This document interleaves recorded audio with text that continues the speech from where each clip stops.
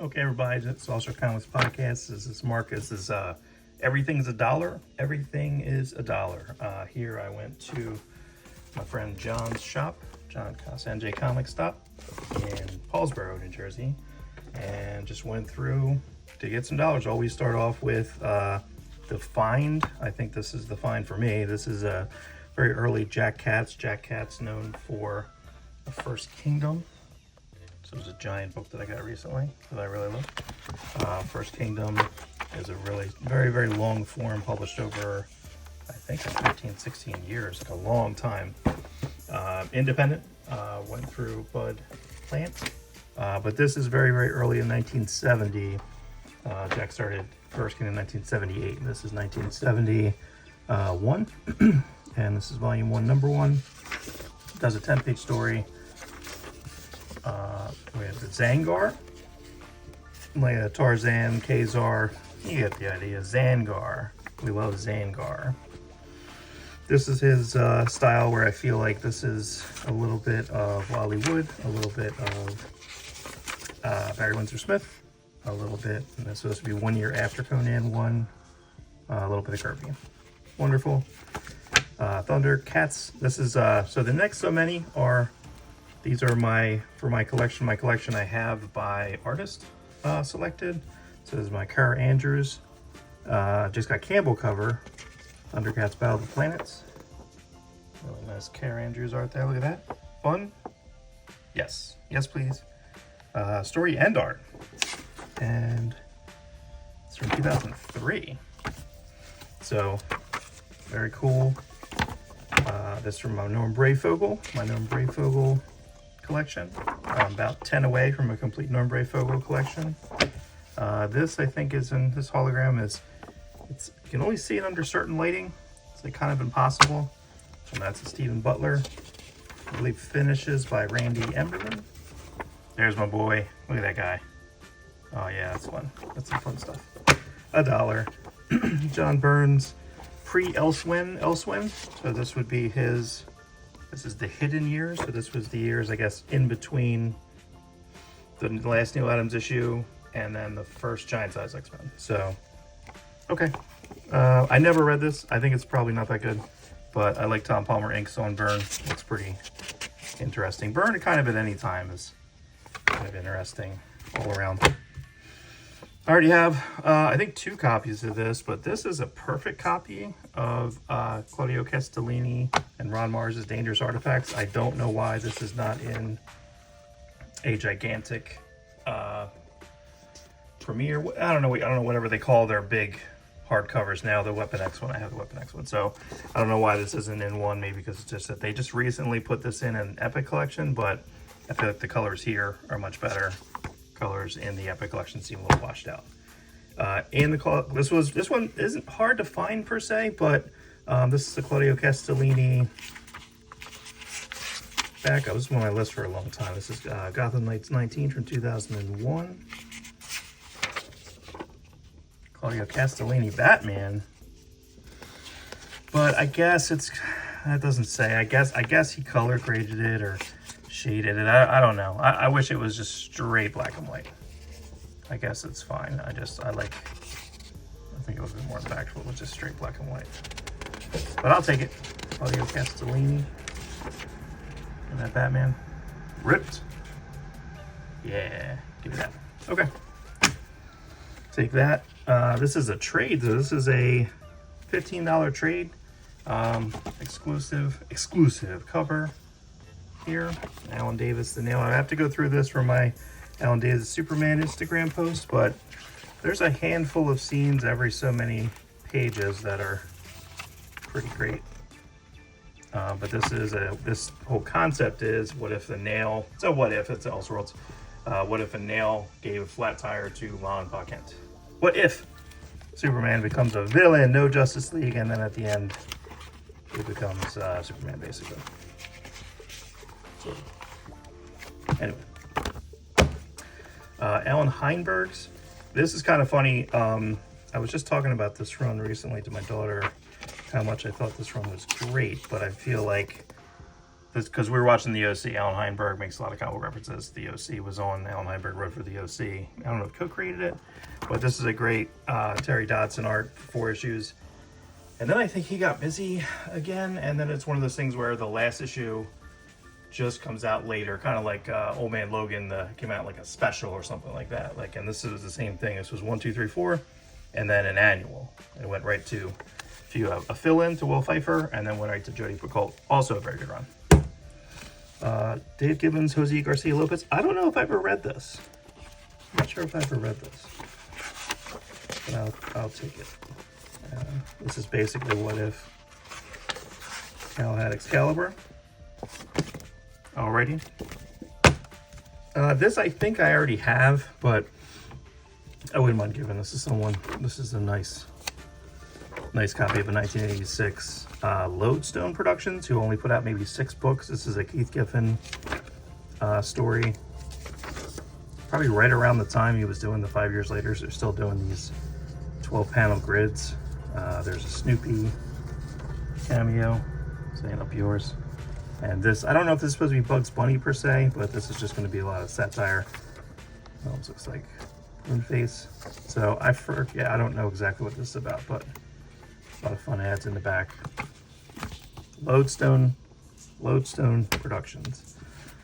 For Phil Jimenez. Funny story about this is I sold this one night. It was the last at the comic book store in Deptford Mall, and I sold it. Someone came in, got the glasses. He came in, and then I think I opened to this page, and he's like, so he's about to ring him out, and I'm like, oh, look at this! Oh, this was so good. And look at this. He's like, I know, I inked that. So Andy Lanning was in the story. He was actually signing books. He was the inker on this. He was signing books at Nick Barucci's compound. I believe at that time was either Mount Laurel or Runnymede. I don't know if I have all the Fatal Attractions. I don't think I have this one. I think I sold them before as a set. This hologram, you can see it a little bit better. Again, $1. You know what I mean? $1. I don't think it's ever been read. Certainly doesn't feel like it. And this has him canonically ripping out all of his adamantium. Very famous picture there. Rebuilding my Jim Lee run. This is kind of funny, like knowing what we know about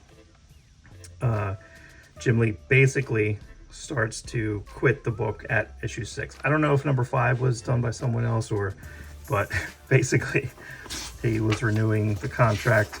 Liefeld was renegotiating his contract, and they wanted to pay them less even though they had sales. So Liefeld leaves, and then Jim Lee signs on a bunch of his people to take over Captain America and Avengers. But then you can see right towards the end, Jim Lee is off the book. Brett Booth. Where's that? Hulk Dick. Give me that Hulk Dick. Anyway, you're off the book, Jim Lee. That's weird. I'm not sure if that's a misprint. Like a white border here. I don't know if I have all the issues of this. This has to go kind of in 2 collections, I think, because I don't know if I have an Ian Churchill collection. I have a Liefeld collection, so I'm not sure, because Liefeld on the Avengers run kind of did the first so many pages of each book. This book's pretty fun, and then it goes to, let's see, wow, a lot of pages in this. That color is Richard Tanya Horry. Let me see if I'm right there. Andy Troy colors. No, looks like, oof. I didn't drown in all that detail, and they're just like, we're just gonna fuzz it out here. Sorry about that. I don't love it. There's your Nick Fury, Ian Churchill. Boom. So it has to go to the Ian Churchill collection, and I may have this, so that's okay. I think I was missing the last 2 issues of this mini. I sold the set previously. Got a good Liefeld Gladiator. Ready for Battle. I always thought this was a 5-issue series, and then it's a 6-issue, I believe. So, whoops. Gimmick cover. You know, got a couple gimmick covers in here. That's really fun. This is a good one. This is a really nice one. So go in my Tom Lyle collection. I think I sold a bunch of my Venoms before. Kind of a waste. They put this on this glossy paper. 𝗤𝗢𝗘𝗡𝗟 colors, and I'm not sure if it's supposed to look like this. It's just washed out. What happened? What happened here? There's nothing popping there. Nothing popping. Cars, they just look, it's just nothing. So you're gonna pay an extra $1, $2.95. You gotta pay for that. I don't mind that. Hollow foil, whatever the heck that thing's called. So, speaking of which, this is, again, I'll buy that for $1. You know what I mean? For $1. Look at that. So this is like a spot sheen foil. I don't know. Here's a great gambit, and as it has a back cover as well. Like, just crazy for $1. $1. This is a $1 bin. $1 bin. So yeah, this will go in my Mad Wear collection. Erica Red. Spawn Batman. I think I had a big Spawn set and sold it. That went in there. Never been read. $1. Where's the spread? There we go. Everybody loves it. If it's staying in Frank Miller, so it's going to the McFarlane collection. Or if I have a copy, it has to go in the, well, Frank Miller didn't draw that. So, but this is, it's a pretty wonderful Daredevil double size. I guess I paid cover price for that, right? Interesting. So this is from 1983, but this is a lot of screens used, pretty much like Death and Resurrection of Elektra. There we go.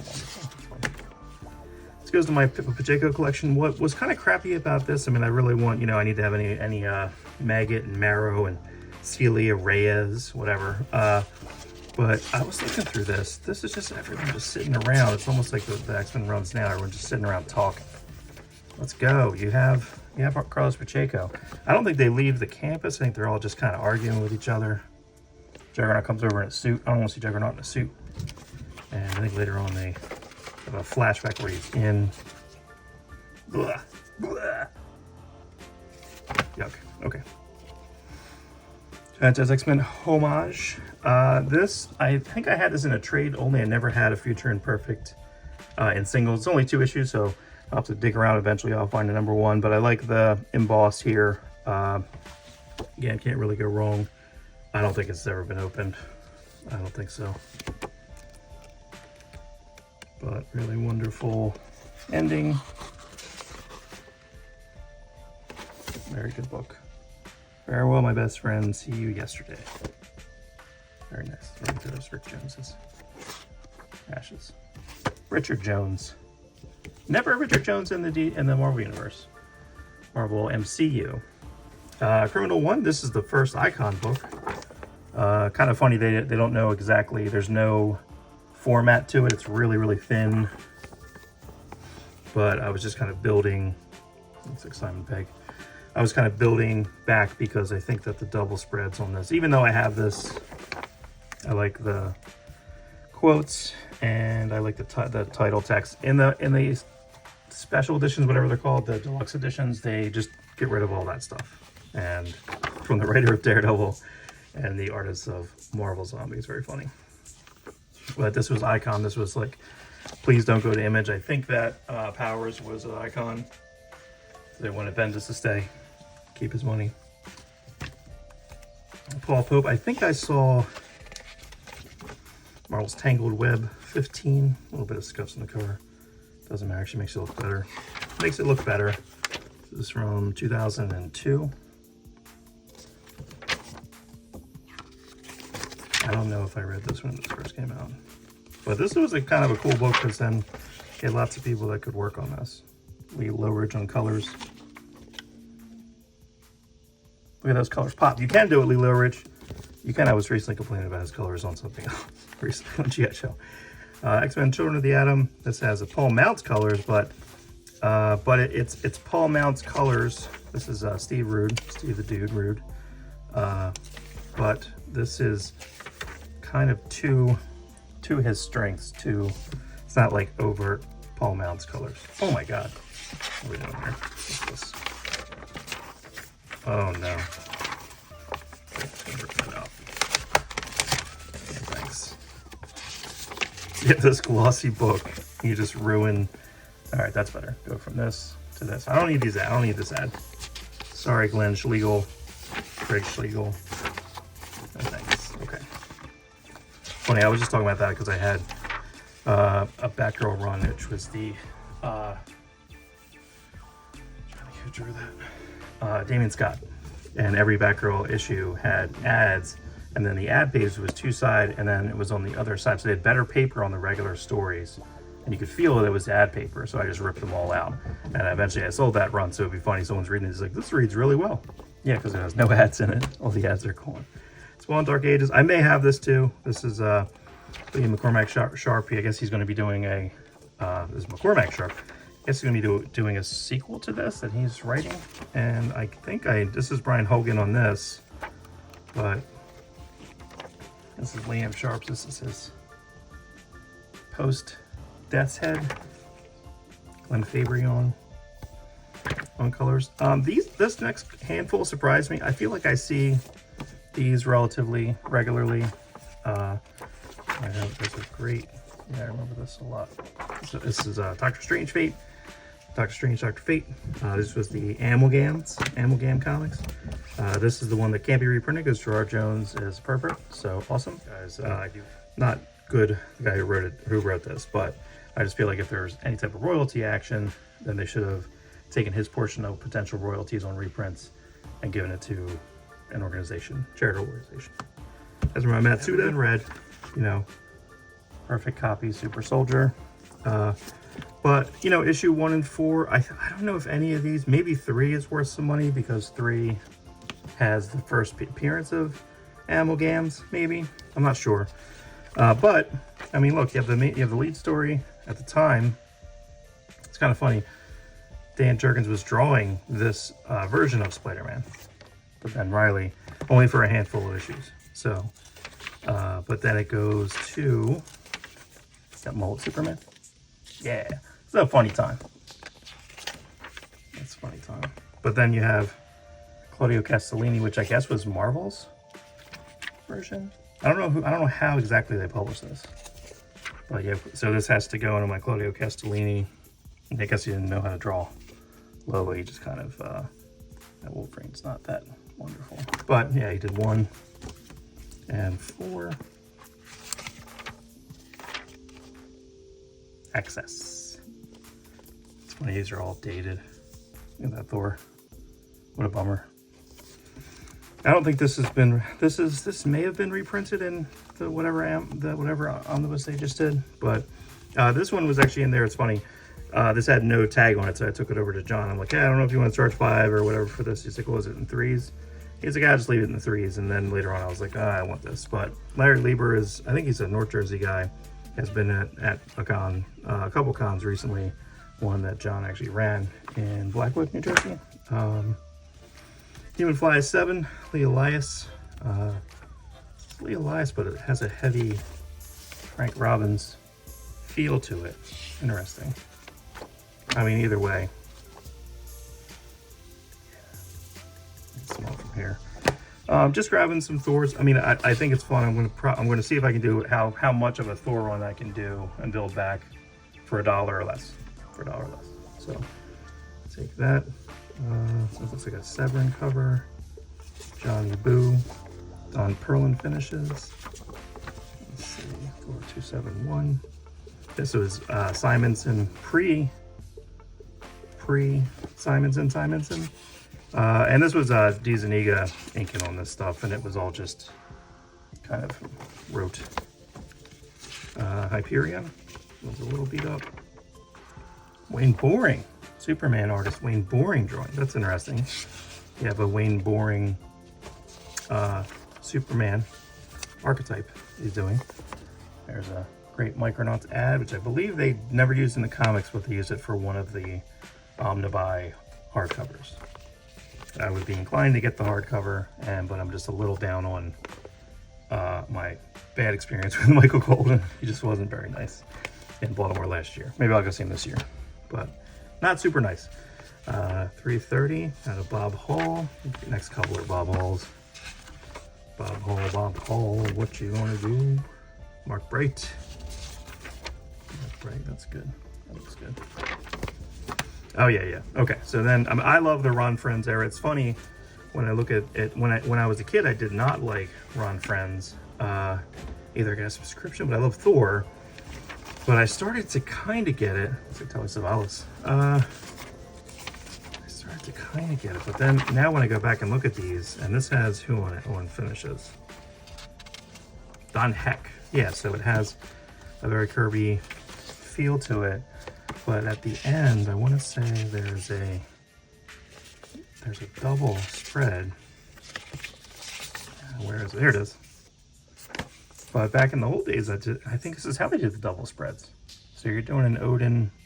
I feel like this is a cliche too. If you put Odin on a wall in chains, I feel like that's been done a bunch of times. But to a double spread with that middle, crazy, crazy. Bigger one inks there. I'm just grabbing every Superman family I could find because I feel like this may be what James Gunn's going to title the next Superman movie. Either way, it always has good art. It's Elliot Maggin, Curt Swan, Vinnie Colette finishes. So everybody, all the females kind of look the same. They've looked the same through Spider-Woman rather. They look the same back through a lot of the Charlton romance comics. So it always has that kind of sheen. I'm trying to see if anyone else. This might be a reprint. Curtis Schaffenbecker usually on the back. Curt Swan. Getting all the Elseworlds for the annuals here. I believe this is Stuart. Stuart Emneman. Take that. Jeffrey Mooley. Take that, please. And I believe I have this already, but I wasn't sure. I know I had this when I was younger. Sean Phillips. I think probably at the time I was like, ugh, Sean Phillips drawing Legionnaires. I don't want this at all. Drawing future Legionnaires, but I love it. I love it for my Sean Phillips collection. Maybe for my Legion collection. You know, I gotta figure out how I do that. Do I get a Legionnaires collection? They're kind of around. Do I go from 5 years later through the end? I don't know. I don't know. Zeepers. Chris Kend. I just want to get this because I don't remember that. I can't believe that this character was this popular and had a series. That's crazy to me. Larfleeze. Oh my god. Keith Giffen plot breakdowns, J.M. DeMatteis, and then Scott Collins. Yeah, it's Giffen layouts, you can definitely tell, but it's a couple of cringe pages. Oof, that's cringe. So, but I kind of can't believe New 52 just kind of gave everyone a book. I got this there was a bunch of Novas in there. I probably should have got more, but I really love pretty much everything about this cover. The design of the cover, all the lettering. I wish it wasn't a newsstand, but Sally Boo in here. Sal Boo. I always love the Sphinx. Look at that. Amazing. Amazing, amazing. ROM 75, last issue. This, I think, the last 25 issues of ROM basically had a bunch of different people inking ROM. But the most prominent one, my favorite one, P. Craig Russell. But I feel like because P. Craig Russell knew, you also have Kevin Nolan on letters, which is interesting. So this is Kevin Nolan letters is almost italics. But when I look at P. Craig Russell finishes, they just have like a certain lightness to it, which I really enjoy. And then at the end, it's all happy. He quits being ROM, and I believe later on comes back to Earth in a Hulk. And Hulk got married. He shows up for like a panel. So, what if Master Kung Fu fought on the side of Fu Manchu? Rick Hoberg on full art. Doug mentioned this could be, this is a year, I believe a year or two, or no, I guess this is while it was still running. Yeah, 79. So this was while it was still running. Interesting. Layouts look good. I believe I have this one too, I think. But I can have this in two different spots, right? I mean, basically, Johnny Boo cover. What if the Hulk became a barbarian? But this kind of goes into, actually, it could almost be like continuity because they just kind of keep going back to the 𝗤𝗓𝗏 concepts and 𝗤𝗓𝗏 styles. Look at that, herb trap. But I believe that there's a couple backups in here. They have an Eternals, 𝗤𝗥𝗔𝗡𝗟, What If, Celestials, and I feel like this one looks pretty sad. What if Aunt May, instead of her nephew Peter, had been bit by radioactive spiders? Steve Skeets, Alan Kupperberg. Look at that. Ooh. Oh, man. Oh, the juice. Show them your heels. Run while you're running away. How about that? Look at this. Oh, no. No. This is pretty bad. Yeah, I gotta read this. This is kind of crazy. And actually, when I saw this, it's funny. Like, he's just, I'm not sure what's going on with Peter, but when I first saw the end of this, I was like, is he dead? But I don't know. I gotta check that out. 𝗤𝗏𝗡𝗡𝗟, just because I have to have, actually have a hoodie like that, and it's really wonderful. Love it. This is a 𝗤𝗢𝗘𝗏𝗧𝗢𝗏. I feel like all these what ifs right around this time came true because within like a couple years of it, they'd be like, what if Jane Foster was Thor?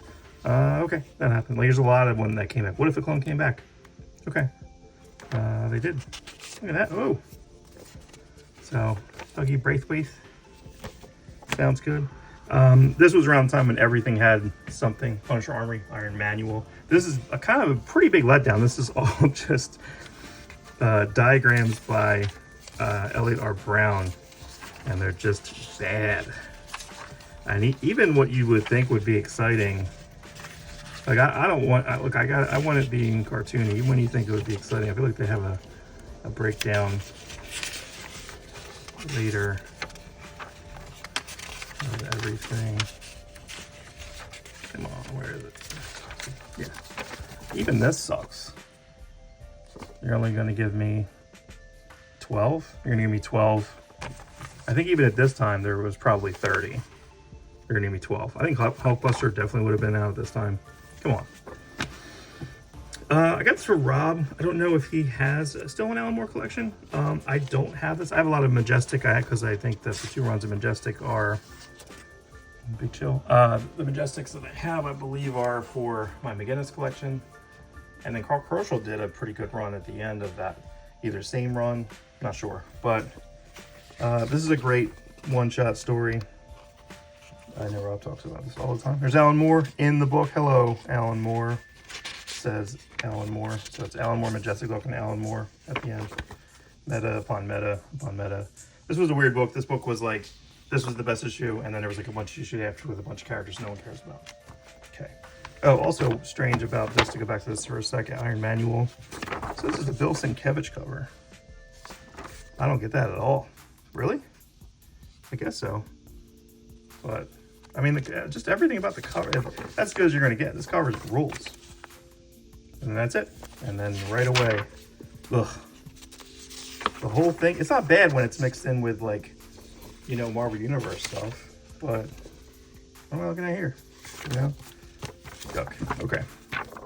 Amazing Heroes 140. I didn't know what this was. I don't remember, and I didn't look at it to see if this was his costume. This was the Master of Kung Fu costume when they did this. So this was all talking about the Marvel Comics Presents, and 3 characters kind of started it. Okay, but what's funny about this is that, so I'm not sure. This looks like it's Tom Greinberg, I believe, doing kind of like a 𝗢𝗢𝗡𝗏𝗧𝗢𝗏 art here. But I don't know if this costume is like a costume he created. Again, this is something where maybe I would try to reach out to them and just ask them a specific question about this. It's a perfect circle moon, perfect moon. But you can see Man-Thing has, I'm trying to see, it says, I saw Chud 11,000 times.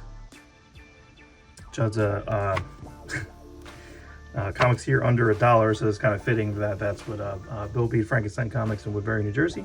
He runs a Chud once a year, maybe twice a year, but that's pretty funny. But that was a horror movie about, I forget exactly what Chud meant, so pop it up.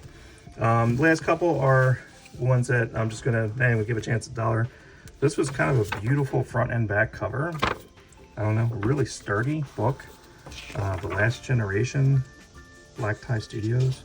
Feels like it's never been read. I don't know any, but it's 546 out of 1,000, all signed. I don't know who any of these people are. Bill Breyer, Mitch Faust, David Porch. I mean, here he has some color. He has some color grading here. You know, some colors, some black and white separation rather. Anthropomorphic. Looks pretty cool. Peace and love. Peace and love. Got some negative going on here. So I don't know. I don't know what this is. Pretty cool. Pretty cool. The last generation. Black tie. Yeah, I'll take it.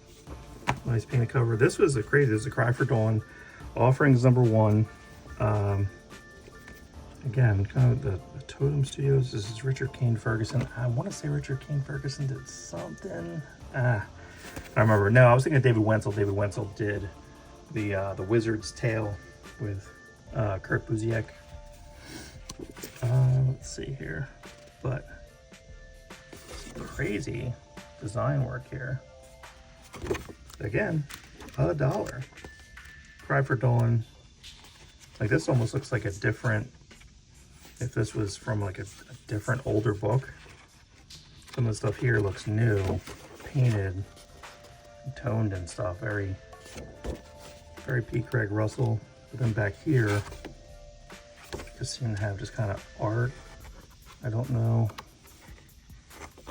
I'll have to look this up to see if like these were short stories that were kind of all over the place. And then some advertisements of Jim Ballant book that I don't think I knew about. And Cry for Dawn Volume 8, which I feel like right around this time they broke up. This may have never come out. It's very possible. But that's a kind of a rare Linsner pen and ink. Epilogue 1960. Yeah, offerings. Yes, please. Thank you. Got this for the Mike Grell cover. Actually, it's kind of funny I didn't do this on purpose, but Mike Grell under here. Shadow Star #2. Again, this is,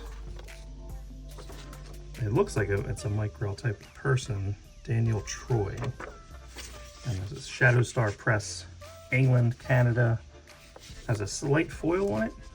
Slight foil. But looks pretty good. That looks very Kelly Jones. Sergio Aragonés in the back here. I don't know. Ultra Klutz backup. I'm not sure if that was on purpose or not. Pinups. Pretty cool. And then this was the only book that was not $1. This was in the $5 bin. And I got it for $3. He's discounted for me. Warlord 1, rebuild my Warlord. That's a big regret I sold it, but again, one of those things where I can rebuild my Warlord run. They're also doing a nice recoloring of it, I believe. I've seen some of the recolors on the DC app, if they're going with that. So we shall see, but it'll take me, I don't know, probably 5 years to complete my Warlord run. None of them are really rare, so I just have to kind of find them here and there. It's funny reading the letters page in these early Warlords because it got canceled like a bunch of times too. And at the same time he was doing this book, he was drawing, Grell was drawing like the Superboy and Legion of Superheroes. And the styles changed so differently, and this was almost like a quarterly book.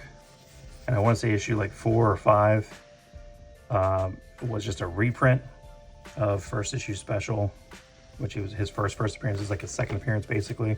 This kind of recaps it, kind of does it again.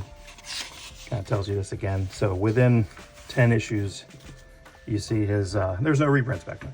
You see his origin like 6 times. So, but yeah, crazy. This got canceled, almost canceled a few times. It was on hiatus and off the schedule, on the schedule, and then it was lasting like 130 issues with annuals. So, but that's it. Again, NJ Comic Stop, always a fun time. Always a fun time. Always very welcome. Always stocked, restocked, reorganized. Every time I'm in there. Highest possible recommendation. I'll see you all soon. Tell John you saw this and I said hello.